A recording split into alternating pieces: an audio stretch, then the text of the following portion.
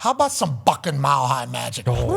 We alluded to it just moments ago. 33-point fourth quarter for Bo Nix, Sean Payton on DT Day as they were honoring Demarius Thomas's life, and his teammates and the Super Bowl champions were in town, and there was a statue unveiled, and everything was magical out there. You would think that the Denver Broncos would have been riding that high. You know, those types of football gods games don't come around that much. This one felt like one from all parties. So when Jackson Dart, Scatterboo, and the boys went in there and put up 19-0 going into the fourth, everybody was surprised. Well, don't look now, Bo Nix gets back into the game. Let me go ahead and drop this thing. Oh!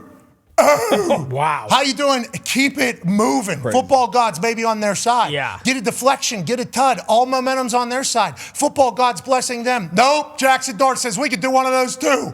Boopty to Johnson. Kidding me? Johnson scores. Now that obviously is going to make it 26-8. We're right back where we thought we were a couple of seconds ago. Bo does not bow down. He answers. Bo on the move. Thibodeau, no edge, no chance. Bo Nix, touchdown in Denver. And all of a sudden, with 5 minutes left, we got a real game. Yeah, we do. 26-16, 10 points, only 2 scores. What's Jackson Dart going to do with it? 4:56 left. Other team has 1 timeout, Jackson. 3rd and 5. Oh, no. Jackson. Oh, no, Jackson. Jackson. Rookie mistake from the rookie quarterback of the New York Giants. Will Bo Nix take advantage of it? Why, certainly.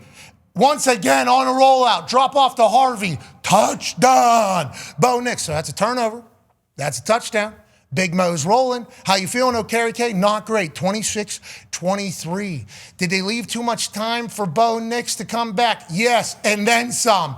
Give me that touchdown. 1:51 left in the game. We take a 4-point lead, 30-26.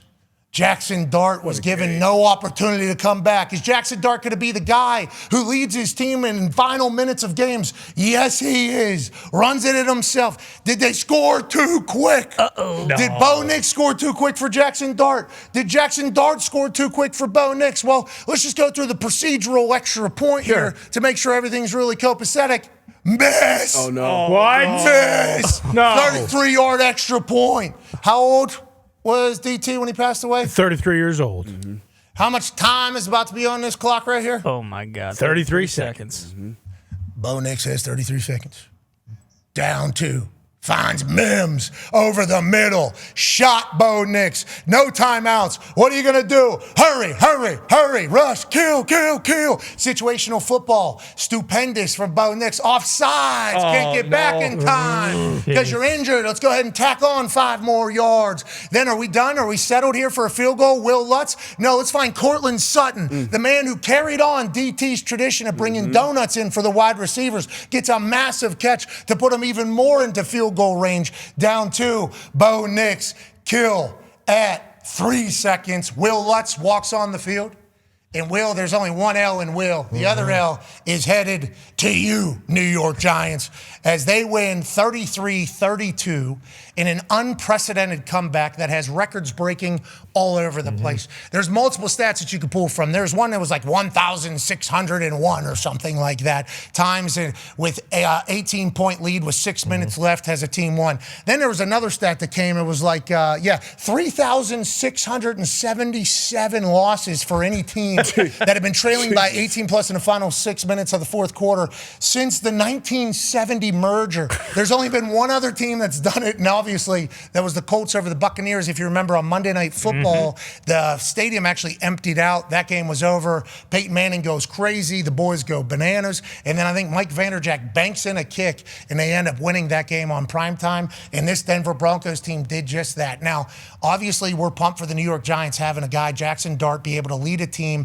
into Denver on that day with all the emotion and all the energy and have massive success. Has that pick late? Obviously can't have it. Everybody's going to talk about that. Kicker's got to make both extra points that he missed, let alone the one in the final minute to potentially put the other team in a bad spot. But other than that, what did we learn about this Broncos team, and what did you learn about the Giants in this entire process, D-Buck? A lot of what you said. The Giants, I still think all arrows are pointing up. You know, you still have, I think, the quarterback of the future.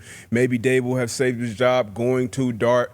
But, I mean, we always talk about playing 60 minutes. The game's never over. You talked about DT being there. They did a great job with his statue right next to Payton's, and then the Super Bowl 50 team being there to honor him. So, yeah, they weren't losing celebrating DT. So, shout out to him. We had a lot of battles against him. But, yeah, Bo Nix, the boys, 33 points in a quarter. First quarterback ever to have 2 rushing and 2 passing touchdowns in the same quarter. Just unbelievable grit. We talk about grit all the time. You just fight until the absolute end, and that's what the Broncos did. It's always a fine line between winning and losing in the National Football League. This is something we never seen before. We saw the win probability. We always see that chart. I think this one got up to like 99.8, which is insane. So to get it all the way down there, get it done, man. The Giants' fault, and obviously people pointed the kicker, but everybody can point at themselves in that locker room and look at different moments in time where they made a mistake and put their hand up and say, I could have done better. But this is football, man. You stick beside your guys, you keep fighting, an unbelievable win for the Broncos. Obviously, that 33 points is the most points in a fourth quarter by any team that was shut out in the first 3 quarters in NFL history. Sure.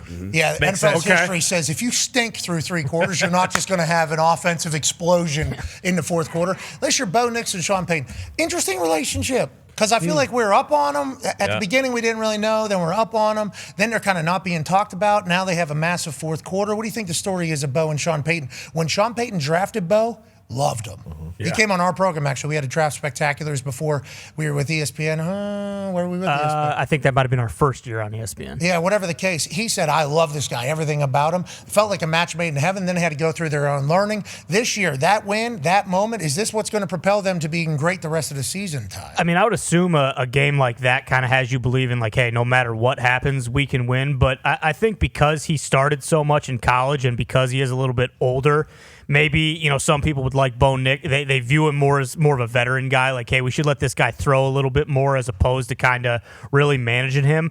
But I mean, you talk about like a personality match. Like he does kind of remind me of Drew Brees a little bit, and we obviously know the relationship those two had. So I like that Bo Nix, because that was kind of the big thing with Russ is, like we knew right away, hey, these guys don't get along. They go back and forth at each other, but clearly Sean Payton trusts Bo Nix when it matters the most. And yeah, if you're a Broncos fan, I think you're thinking, hey, this might be the team this year. And also, you just don't care. You won the game. As terrible as the first 3 quarters are, like you shouldn't, if you're a Broncos fan, be like, well, it was the Giants. The Giants are good too. Like now I have a feeling. Defense. Yeah, defensively they're great. Like they were awesome, and then even on offense, the Broncos defense rather is one of the best defenses in the NFL, and they still were able to put up 32 points. Now they had, I don't know, the ghost of someone in New York, because the fact that they had a deflection off the hands into one of their players' hands after. I was just building up the drama. Yeah. Building up the drama. I felt like this. And then another story not talking about with the Broncos. Yeah, they played last weekend against the Jets in London. Like, they didn't have a bye. A lot of teams take a bye week after that. They fly all the way back. And this isn't flying back to the East Coast. They're flying back all the way to the Mountain Time Zone. So, yeah, they were battling it there. Started a little slow, but then obviously, they got their time zone legs underneath them. Next Gen Stats put out the point you were saying, I believe, or somebody mentioned. Yeah. Yep, there it is. The 99.8. I mean, that's plateaued at 100%, basically. Yeah. This team's been ass all game. No way they have any chances. Not that they have a sense of feel whenever they're doing these stats. And instead, the Broncos come back and get a huge win. Congrats to the Bucking Broncos. 5-2. 5-2. Talking about where can he go? Well, that AFC West is all of a sudden a little bit better than it was, and that might be another headline at another moment.